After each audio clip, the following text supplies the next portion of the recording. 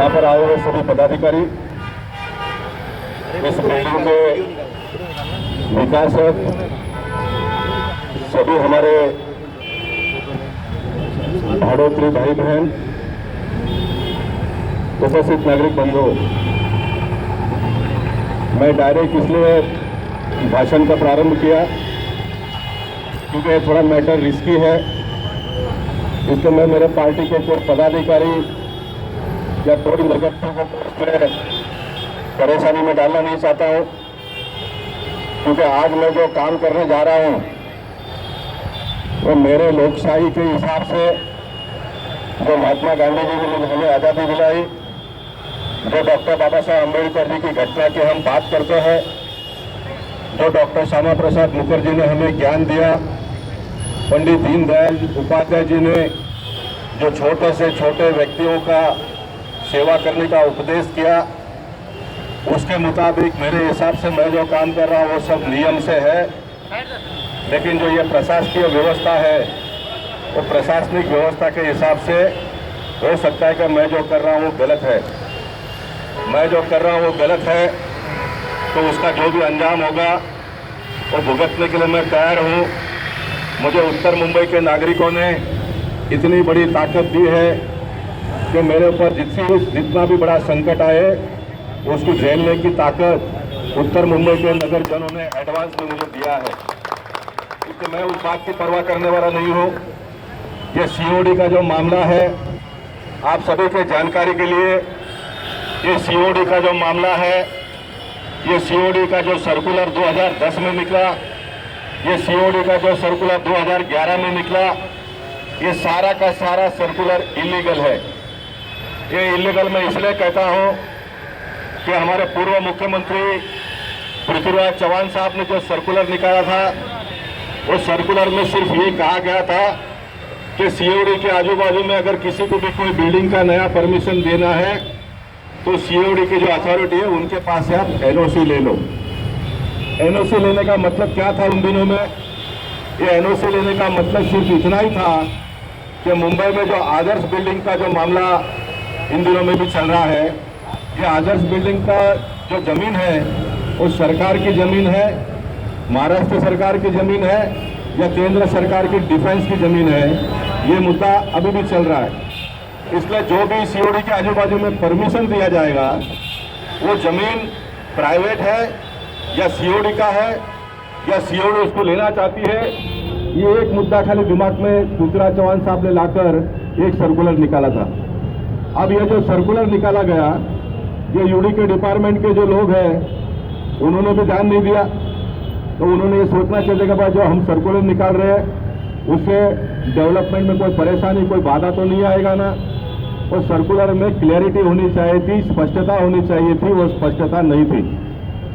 अब 2010 के सर्कुलर के बाद में सीओडी ने जो सर्कुलर निकाला वो सर्कुलर 2011 में निकाला। और आप सबको आश्चर्य होगा, सीओडी ने 2011 में निकाला हुआ सर्कुलर यूडी डिपार्टमेंट से होते होते महानगर पालिका में 2013 के आसपास में आया। अब जब तक महानगर पालिका के बिल्डिंग प्रपोजल में कोई स्टॉक वर्क के लिए या तो कोई नया चेंजेस का सर्कुलर आता नहीं है तो वो परमिशन देते गए और उन्होंने बहुत सारे बिल्डिंगों को परमिशन दिया। और परमिशन देने के बाद में जब 2013 में इनके पास सर्कुलर पहुंचा तो फिर इन्होंने काम नया परमिशन देना भी बंद कर दिया। जूने के ऊपर भी इन्होंने फिर नोटिस वगैरह निकाली। अब इसका कांग्रेस के जमाने में बहुत फॉलोअप हुआ। बहुत फॉलोअप होने के बाद में ये सर्कुलर विड्रॉ करना चाहिए, सुधारा करना चाहिए, इस प्रकार की एक बात चली। लेकिन उन दिनों के हमारे डिफेंस मिनिस्टर कांग्रेस में अगर कोई एक ईमानदार आदमी था तो हमारे एंथोनी साहब थे। एंथोनी साहब को लगा कि ये सर्कुलर अगर मैं निकालता हूँ तो मैं बदनाम हो जाऊँगा, मुझे क्यों इसमें झंझट में जाना चाहिए। आप झंझट में नहीं गए इसलिए तो आपकी सरकार चलेगी, आपकी सरकार झंझट में गई। अब इनकी सरकार साहब चली गई। हमने उन दिनों में जब जितेंद्र सिंह नाम के राज्य मंत्री थे, हमारे संजय निरुपम भैया ने उनको यहाँ पर लाया था, तो हम भारतीय जनता पार्टी और शिवसेना के सारे लोग जाकर वहाँ पर हम लोगों ने आंदोलन किया था। और ये आंदोलन के बाद में मैंने जैसा कहा कि सरकार चली गई, हमारी सरकार आ गई। जूने सरकार के लोगों ने जितनी भी परेशानी देश के लोगों के ऊपर डाला था, इससे हैरान परेशान होकर लोगों ने देश में सरकार बदल दी। अब सरकार बदलने के बाद में हमारी सरकार आ गई। हमारी सरकार आने के बाद में कोई भी सर्कुलर को अगर विड्रॉ करना है पिछले सरकारों का, तो उसमें समय लगता है। इस बात से मैं सहमत हूँ। महीना हो गया, 2 महीना हो गया, 3 महीना हो गया, 4 महीना हो गया, 6 महीना हो गया। 6 महीने के बाद में हम उन दिनों के डिफेंस मिनिस्टर अरुण जेटली जी को मिले। अरुण जेटली जी बहुत बड़े वकील है, बुद्धिमान व्यक्ति है। उन्होंने देखते 1 मिनट में कह दिया कि ये सर्कुलर इलीगल है, इट शुड बी विड्रॉन।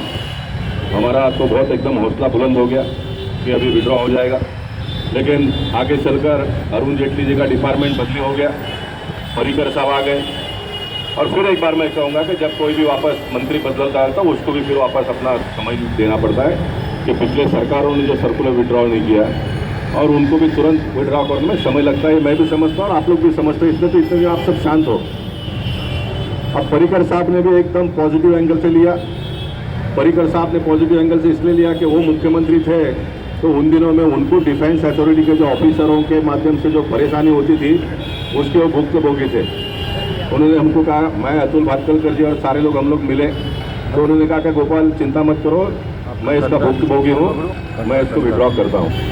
अब विड्रॉ करने का एक तरीका होता है। डिफेंस मिनिस्टर जब चिट्ठी फॉरवर्ड करते तो फिर वो डिफेंस ऑफिसरों से मुंबई आकर मुंबई से रिपोर्ट जाना, इसमें बड़ा समय लगता है। और पहले के सरकार के मानसिकता में तो बहुत बड़ा समय लगता था, लेकिन अभी मोदी साहब ने उसको स्ट्रीमलाइन करके उसमें समय कम किया है। लेकिन वहाँ पर जाने के बाद में बस ये ऑफिसरों का तो कहना ये हमको ये रिस्क है, ये है, वो है, हम ये नहीं करेंगे, हम वो नहीं करेंगे, ये विड्रॉ नहीं होगा।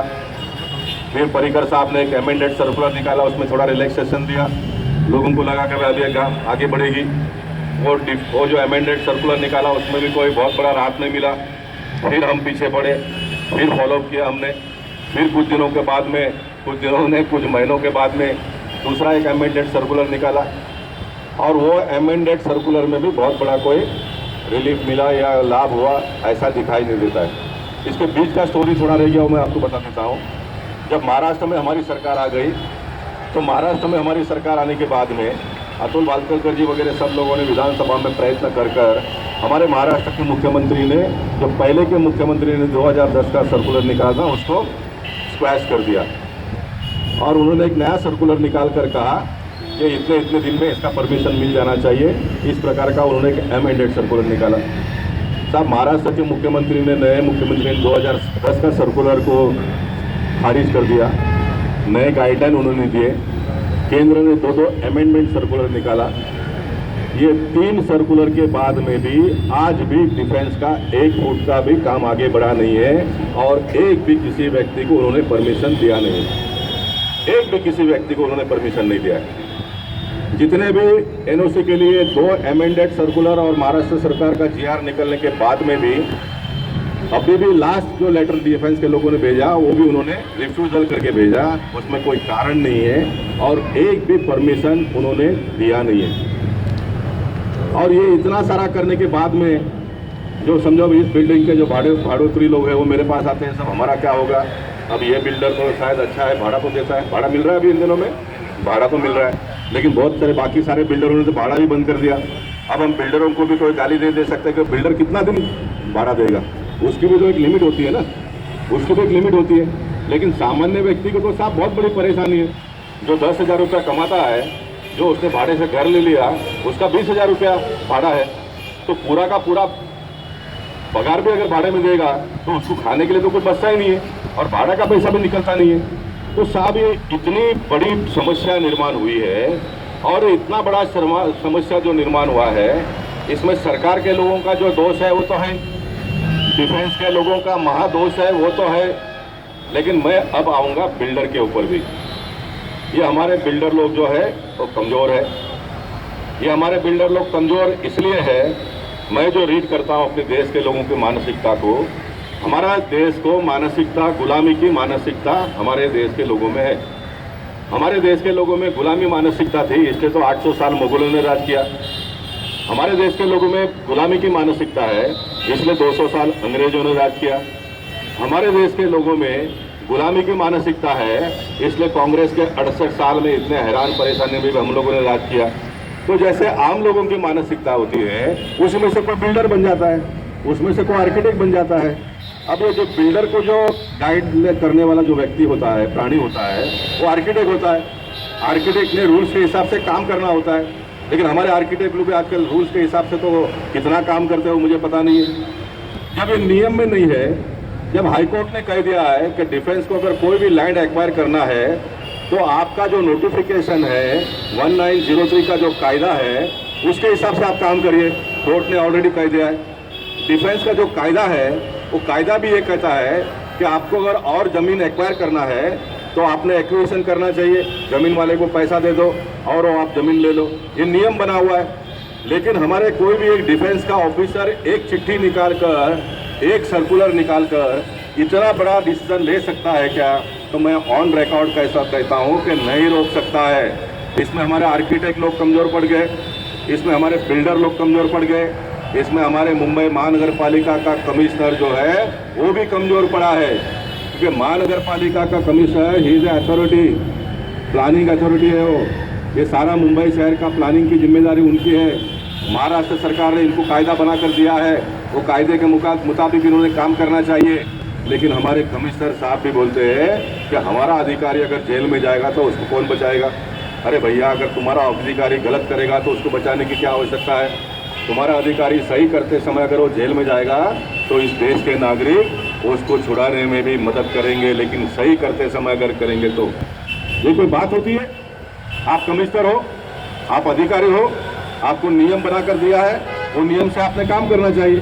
मैं एक जनप्रतिनिधि हूँ, मैं अगर आपको कहूँगा कि मैं क्या करूँ, अरे फिर लोग जाएंगे कहाँ?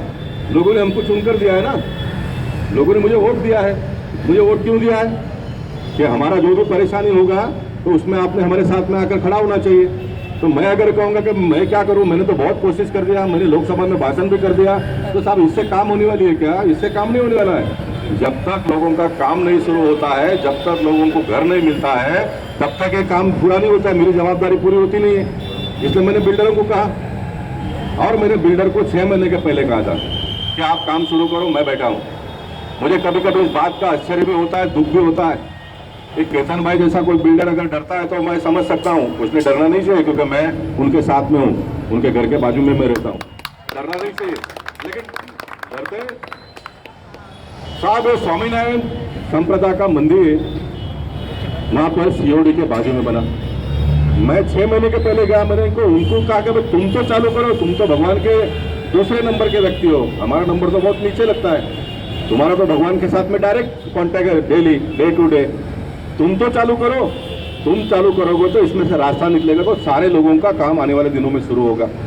वो भी डरते हैं। उनको कोई वो पिनाकिन शाह करके, वो भी मेरा पहचान का है, वो पिनाकिन है कि यहाँ पर, मैं तो सबका नाम लेकर ही बोलने वाला हूँ। पिनाकिन को मैंने कहा कि भाई पिनाकिन चालू करो, मंदिर वालों को तो कहो चालू करो। मंदिर वालों को कौन सा फ्लैट बेचना है? और उनका स्टोरी आपको सुनना है, कितनी बड़ी अन्याय हो रही है। स्वामीनारायण मंदिर संप्रदाय के लोगों ने एसआरए का एक पूरा प्रोजेक्ट लेकर एसआरए के लोगों को घर बना कर दे दिया। अभी जो इनका काम शुरू होने वाला है वो भी चैरिटी के लिए है। किसी को दवाई देने वाले हैं, किसी को कुछ करने वाले हैं, कोई उधर कमर्शियल धंधा करने वाले नहीं, पब्लिक का काम करने के लिए करना है। अब इनको तो डरना ही नहीं चाहिए, लेकिन डरते हैं, वो भी शुरू नहीं करते हैं। केतन भाई को मैंने कहा कि आप मेरे से परमिशन के बारे में आप पूछो मत, आपको अगर काम शुरू करना है तो आप शुरू करो, मैं आके नारियल फोड़ता हूँ, जो भी होगा वो मैं देख लूँगा, मैं देख लूँगा। आपको कोई चिंता करने की आवश्यकता नहीं, आपको कोई चिंता करने की आवश्यकता नहीं। मैं इनके आर्किटेक्ट संजय भाई शाह है, उनको भी कह दे कि आप कॉर्पोरेशन में चिट्ठी लिख दो, ये जो काम चालू हुआ मेरा उसमें कोई लेना देना नहीं। मैं केतन भाई को भी कह दूँगा कि आप चिट्ठी लिख दो, बाबा ये जो कर रहे हो हम नहीं कर रहे और आप नहीं कर रहे हो, मैं यहाँ पर आया हूँ, मैं भाड़ू तो के बुलावे पर आया हूँ, मैं भाड़ू तो के बुलावे पर आया हूँ।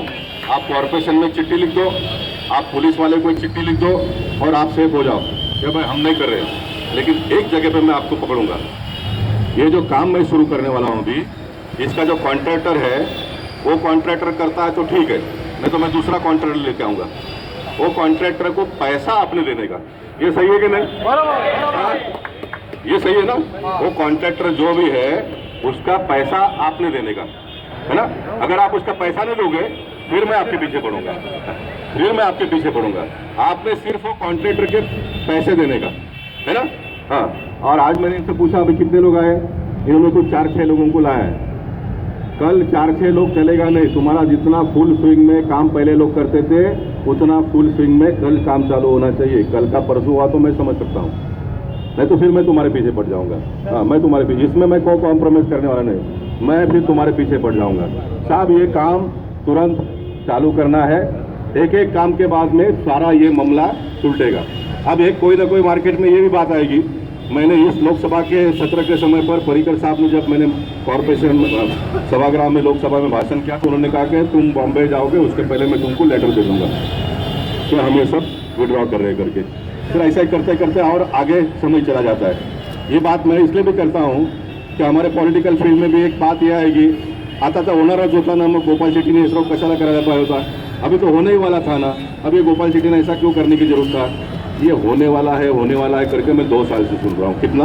2 साल से सुन रहा हूँ। अगर मैं यहाँ पर नारियल फोड़ने के बाद में भी पर्रिकर साहब का लेटर आ जाता है तो मैं यहाँ पर कल बोर्ड लगा दूंगा, ये सारा का सारा क्रेडिट पर्रिकर साहब को, मुझे कोई क्रेडिट नहीं चाहिए, मुझे कोई क्रेडिट नहीं चाहिए, क्योंकि मुझे तो एडवांस में पब्लिक ने दे दिया है क्रेडिट 6,76,000 वोट। कितना? मुझे तो पब्लिक ने एडवांस में क्रेडिट दे दिया, मुझे अभी इसके आगे कोई क्रेडिट नहीं चाहिए। मैं तो साहब जो मुद्दल लोगों ने दिया उसको वापस करना है मुझे, है ना, ये सब काम करके, तो मुझे साहब कोई क्रेडिट नहीं चाहिए। और मैं आपको बताता हूँ कि मुझे अभी बहुत ज़्यादा दिन रुकना नहीं है, क्योंकि ये काम शुरू होना चाहिए, सब शुरू होना चाहिए। और मैं इसलिए भी बताता हूँ क्योंकि हम 14 तारीख को डॉक्टर बाबा साहेब अम्बेडकर जी की 125वीं जयंती मनाते हैं। हमारे देश के प्रधानमंत्री डॉक्टर बाबा साहेब अम्बेडकर जहाँ पर जन्मे थे, मऊ जाने वाले हैं, उनके जन्म स्थान में जाने वाले हैं। प्रधानमंत्री जाकर वहाँ पर क्या करने वाले हैं? प्रधानमंत्री वहाँ पर जाकर डॉक्टर बाबा साहेब अम्बेडकर जी से यही प्रेरणा लेंगे ना कि मैं देश भर के लोगों का सेवा करूँ, देश भर के लोगों को सुखी करूँ। तो लोग सुखी कैसे होंगे? बेघर होकर कोई सुखी होंगे? नहीं होंगे। मेरे देश के प्रधानमंत्री कहते हैं 2022 तक सबको घर देना है, जिसके पास घर नहीं है उसको घर देना है। तो मेरा ये फर्ज बनता है कि कम से कम जिसका घर था उसको तो मैं घर दिला दूँ, कम से कम जिसका घर था उसको तो मैं घर दिला दूँ। और 14 अप्रैल को जब हम डॉक्टर बाबा साहेब अम्बेडकर जी के 125वीं जयंती मनाने वाले हैं, तो डॉक्टर बाबा साहेब अम्बेडकर जी ने जो घटना लिखा है उसमें भी ये कहा है कि अन्याय करना अगर गलत है तो अन्याय सहना भी गलत है। अगर अन्याय करना जुल्म है तो अन्याय सहन करना भी जुल्म है। तो ये जो अभी हो रहा है, ये अन्याय हो रहा है डिफेंस अथॉरिटी के माध्यम से। मैं डिफेंस के लोगों का बहुत सम्मान करता हूँ, मैं डिफेंस के लोगों का बहुत सम्मान करता हूं जो सरहद पर हमारे और आपके रक्षा के लिए वहां पर लड़ते हैं। वो डिफेंस ऑफिसरों का, जो डिफेंस सैनिकों का मैं बहुत सम्मान करता हूं। लेकिन माफ़ करना साहब, जो एयर कंडीशन ऑफिस में बैठकर रेवन का चश्मा पहनकर जो ऑफिसर मेरे देश के लोगों को अगर परेशान करता होगा तो फिर वो कोई भी अथॉरिटी का ऑफिसर होगा तो उसका मैं बिल्कुल परवाह करने वाला नहीं हूँ, क्योंकि भारत देश की घटना को मानता हूँ। एक सिस्टम है, एक जवाबदारी है, उसका कोई एक सीमित समय होता है, महीना, 2 महीना, 3 महीना, 6 महीना। साहब 6वां साल पे हम आ गए, भाषण करते करते करते मैंने तो लोकसभा में कहा कि 5 साल हो गए, लेकिन साहब 2010 का सर्कुलर निकाल कर आज 2016 हो गया। भाषण करते करते 1 साल कब बढ़ जाता है पता नहीं चलता है।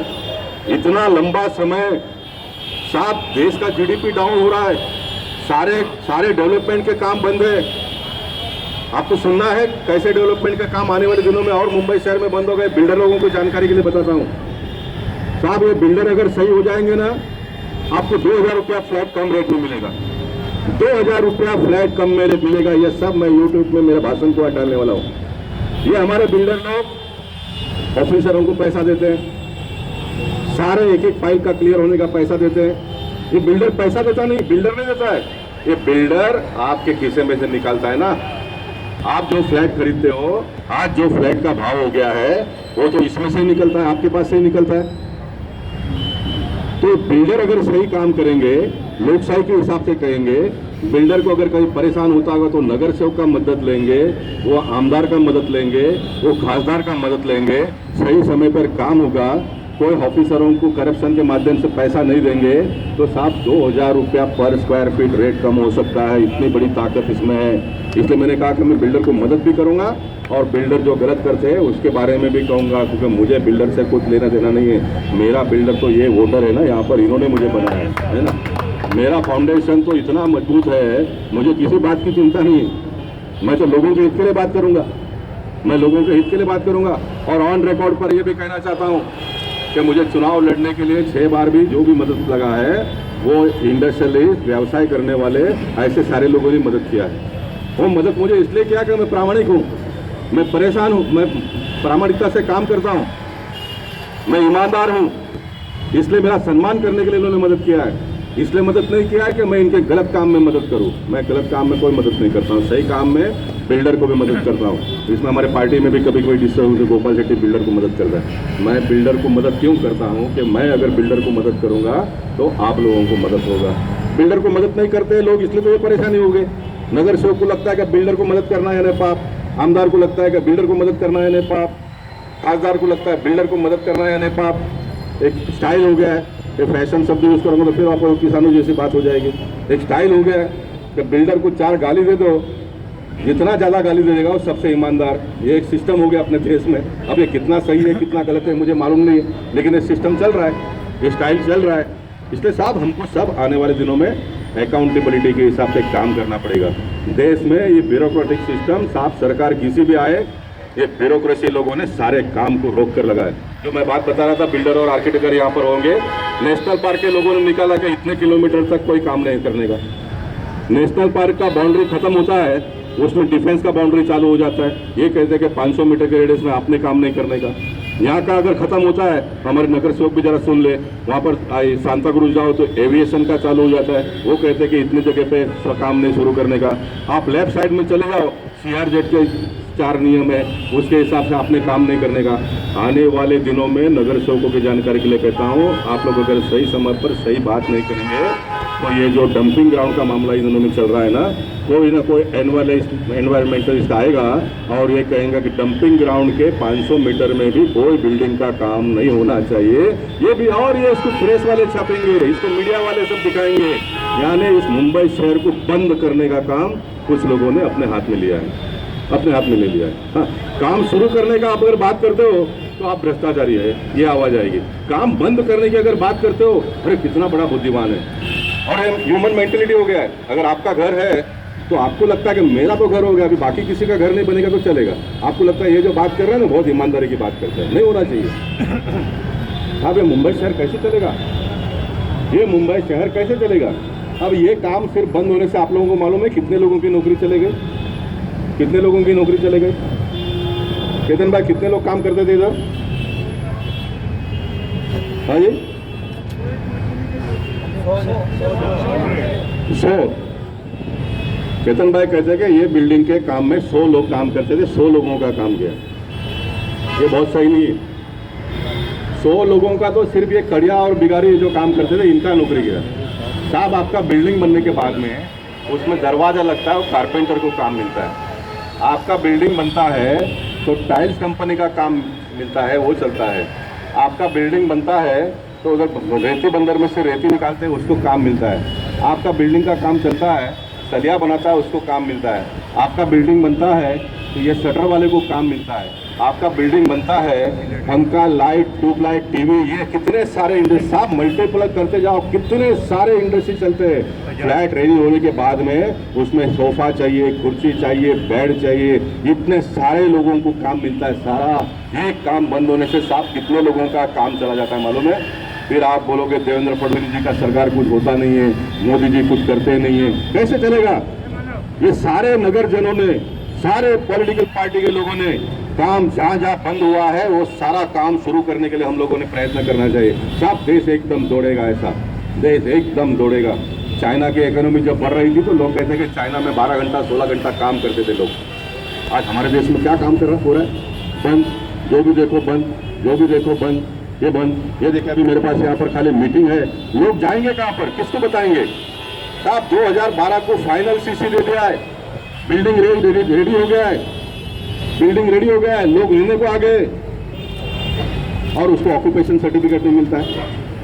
हमारे नगर सेवकों की जानकारी के लिए मैं नाम के साथ में कहूँगा, हमारा यहाँ का जो डेप्यूटी चीफ इंजीनियर नाड़गौड़ा है, रिकॉर्ड पर ले लो, ये यूट्यूब पे जाएगा सब। साहब कांदोली में एक बिल्डिंग बन गई, 4 माले का उसको परमिशन दे दिया, पहला माला दूसरा माला पूरा उसने ले लिया, तीसरा माले में उसने आधा ले लिया और आधा ओपन कर दिया, चौथे माले में आधा ले लिया आधा ओपन कर दिया। इतना FSI था उसने पूरा यूटिलाइज कर लिया।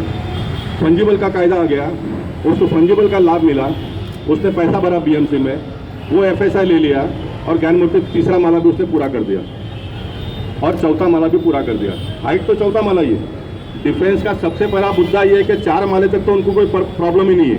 कितना? 4 माले तक उनको कोई प्रॉब्लम ही नहीं, क्योंकि पहले के भी जो बिल्डिंग बने थे वो 4-4 माले के हैं सब, अभी भी डिफेंस का जो बने 4 माले का तो उनको कोई प्रॉब्लम ही नहीं है। ये जो कांदोली का बिल्डिंग है इसने 4 माला परमिशन लेकर बना दिया, फंजिबल का उसने खाली आगे अमेंड करके प्लान वो बना लिया। हमारा नाड़गौड़ा ने कमिश्नर को चिट्ठी लिखा कि 2011 का सर्कुलर ये कहता है कि ये सर्कुलर निकलने के बाद में कोई भी अमेंडमेंट किया होगा तो उसको हम मानेंगे नहीं। अब हमारा ये नाड़गौड़ा कितना पगार लेता है, भ्रष्टाचार के माध्यम से और पैसे लेता है, ये जब मैं पैसा को यूट्यूब में डालूंगा तो लोग मेरे से प्रूफ मांगेंगे। मेरा प्रूफ का तो साफ सिस्टम एक ही है, मेरा प्रूफ का सिस्टम एक ही है। नाड़गौड़ा जी को बुलाऊंगा, तुम्हारी बीबी और तुम्हारे बच्चे को लेकर हाथ रख दो उसके सर पर कि मैंने जीवन में किसी से भ्रष्टाचार करके पैसा नहीं लिया। बोल सकता है नाड़गौड़ा बोल दो कि मैंने किसी से पैसा नहीं लिया है, बोलेगा। और हो सकता है ऐसे कोई ऑफिसर होंगे भी, ऐसे कोई ऑफिसर होंगे, है, मैं माफी मांग लूंगा, जो बोलेगा वो माफी मांग लूंगा। वो अगर कहेगा तुमने मेरे पर इतना बड़ा गलत आरोप लगा दिया है, मैं कह दूंगा मैं MP पद से राजीनामा दे देता हूँ। मैं उसको कहूँगा तुम पुलिस में कंप्लेंट करो, FIR करो मेरे ऊपर, मुझे पकड़ो, जेल में डालो, जो शिक्षा होगी वो मैं भोग लूंगा, क्योंकि मैंने आरोप लगाया है। I am ready to face that. साहब ये ऑफिसर को इतना बड़ा पगार हम लोग इसलिए देते हैं क्या? वो कहता है कि अमेंडमेंट हुआ है। डिफेंस का सर्कुलर कहता है कि amendment in height will not be consider. Height में अगर कोई अमेंडमेंट हुआ है तो उसको हम कंसिडर करेंगे। वर्टिकल में उनको प्रॉब्लम है, हॉरिजॉन्टल में प्रॉब्लम नहीं है। अब ये ऑफिसर को अगर इतना नहीं समझ में आएगा तो मेरे कॉर्पोरेशन में एक नहीं 50 भाषण है। मैंने उनसे एक सवाल का पूछा कमिश्नर से कि हमारे महानगर पालिका में जो इंजीनियर है वो पढ़े लिख कर इंजीनियर बने हैं या इंजीनियर नाम का कोई जमात जात है? ये भी हो सकता है ना, इंजीनियर नाम का कोई जमात हो सकता है, तो वो इंजीनियर अगर वो है तो ठीक है, इनको समझ में नहीं आता है। लेकिन एक पढ़ा लिखा सर्टिफाइड इंजीनियर है तो उसको तो ये समझ में आना चाहिए। तो साहब इस प्रकार के बहुत सारे प्रॉब्लम हैं, बहुत सारे परेशानियां हैं, और ये सारे डेवलपरों को या ऑफिसरों को पैसा दे देकर सब पास करवाना पड़ता है, और ये सारा जो लोड है हमारे फ्लैट बायर के ऊपर आता है। ये मेरा मुद्दा है, ये मेरा मुद्दा है। इसलिए मैं अभी यहाँ पर नारियल फोड़ूंगा। आज जैसे भी काम होता है आज कर लो, कल केतन भाई आदमी बढ़ना चाहिए। मैं फिर एक बार रिकॉर्ड पर आता हूँ, आपको कोई प्रॉब्लम नहीं होगी, क्योंकि आपने मुझे नहीं बोला है कि मुझे काम चालू करना है। मुझे भाड़ुतों ने कहा है कि हमको घर चाहिए, तो मैंने कहा कि मैं आता हूँ, नारियल फोड़ूंगा, आपके बिल्डर को बोलो काम चालू करे। आप खाली जो कॉन्ट्रैक्टर होगा उसको पैसा दे दो। अगर आपके अभी के कॉन्ट्रैक्टर को डर लगता होगा तो वो भी आप फैसला उससे कर लो, उसको निकाल दो, दूसरे कॉन्ट्रैक्टर को मैं लाऊंगा और मैं ये काम चला करूँगा। मेरा मन में एक ही है और आप इसमें मुझे मदद करिए कि एक काम मैं देखना चाहता हूं कि महानगर पालिका के कमिश्नर कौन सा कानून से मेरे ऊपर कार्रवाई करते हैं। और मैं बिल्डरों को कहता हूं अगर आप लोग सब भी साथ में आ जाओ, सारे बिल्डरों को बुलाओ, मैं उनको भाषण करूंगा, मार्गदर्शन करूंगा। आप सब लोग अगर साथ में आ जाएंगे तो साहब एक डिफेंस के ऑफिसर को मैं घर पे बिठाऊंगा, ऑन रिकॉर्ड पर मैं घर पे बिठाऊंगा। और मैं कैसे बिठाऊंगा? मैं मेरे ताकत के आधार पर नहीं बिठाऊंगा। मैंने जो 25 साल में ये सारा सिस्टम को समझा है, कायदे को मैंने जाना है। आप कोई इलीगल ढंग से काम इतना दिन रोक नहीं सकते हो। Under which rule the defence officers have stalled the work, construction work. कौन से कानून से उन्होंने रोका है ये मैं जानना चाहता हूँ, ये मैं जानना चाहता हूँ। और मैं महाराष्ट्र के मुख्यमंत्री को कहूँगा, मैं देश के प्रधानमंत्री को कहूँगा, अगर गलत ढंग से रोका है तो वो ऑफिसर को घर पे बिठाना पड़ेगा, ताकि आने वाले दिनों में कोई ऑफिसर ऐसा गलत ढंग से डेवलपमेंट का काम रोकेगा नहीं। इसका एक डर पैदा होना प्रारंभ होगा, एक डर पैदा प्रारंभ होगा। ये हमको करना पड़ेगा आने वाले दिनों में, और वो करने के लिए मैं ये काम का यहाँ पर आज शुभारंभ करता हूँ। और मैंने मेरे नगर सेवकों को भाषण इसलिए नहीं करवाया क्योंकि मैं किसी को भी तकलीफ में लाना नहीं चाहता हूँ। मैं अपने आप को तकलीफ में झोंकने के लिए यहाँ पर आया हूँ, मैं मदद करने के लिए आया हूँ, मैं किसी को परेशान करने के लिए नहीं आया हूँ। लेकिन मैं पार्टी के नगर सेवकों से, पदाधिकारियों से भी ये कहूँगा, देखिए देश के लोगों ने हमको जवाबदारी दी है, देश के लोगों ने हमको नेता माना है। क्यों नेता माना है? तो वो कुछ काम नहीं कर सकते इसलिए तो आपको नेता माना है, तो आपने उनकी सारी रिक्वायरमेंट को पूरी करनी पड़ेगी। तो साहब मैं माफ़ी चाहता हूँ सभी नगरजनों से, ये 5 साल से जो काम बंद पड़ा है, जिसमें हमारी भी कुछ कमजोरी है, हमारी भी गलतियाँ हुई है, वरना ये 5 साल काम बंद होने का कोई कारण नहीं था। ये 5 साल में जो आपको हैरानी परेशानी हुई है उसके लिए मैं भारतीय जनता पार्टी के ओर से क्षमा प्रार्थी हूँ, मैं क्षमा चाहता हूँ। लेकिन मैं आपको विश्वास दिलाना चाहता हूँ कि पूरे मुंबई शहर में डिफेंस की वजह से जो भी काम बंद पड़ा हुआ है वो आने वाले दिनों में फटाफट शुरू होगा। मैं नारियल फोड़ने के बाद में या मैं नारियल फोड़ने के पहले पर्रिकर साहब ने कोई लेटर निकाला होगा तो ये सारा का सारा क्रेडिट हम पर्रिकर जी को और भारतीय जनता पार्टी को देंगे, मुझे कोई उसका क्रेडिट नहीं चाहिए। मैं फिर एक बार बताता हूँ कि होगा क्यों जाना पब्लिक में, ऐसा करते करते 2 साल मैंने निकाल दिया। अब मैं और समय बिगाड़ना नहीं चाहता हूँ, ये काम मैं शुरू करूँगा। मैं नगरजनों से कहूँगा आप कुछ मत करिए, आप सिर्फ आपके परमात्मा को कहो कि गोपाल चिट्टी का इरादा और बुलंद करो करके, इतना ही कहना, आपको कुछ नहीं करने का, इसके लिए कोई पैसा भी लगता नहीं है। मैं ये भी नहीं कहूँगा कि हनुमान जी के मंदिर में जाकर नारियल फोड़ो, 1 वाटी तेल डालो, वो भी नहीं कहूँगा।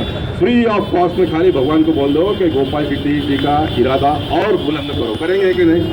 हाँ, बस इतना कर दो। बहुत बहुत धन्यवाद भारत माता की। और आपके भाषण से पहले लोगों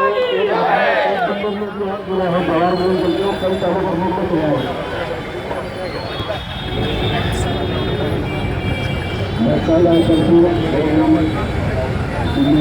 कमेटी का मीटिंग में हूँ, अगर किसी को नारियल मेरे हाथ से लेना है तो आपका इसका गुरु बाबा का भी कमीशन में होगा और नारियल बड़ी जगह 24%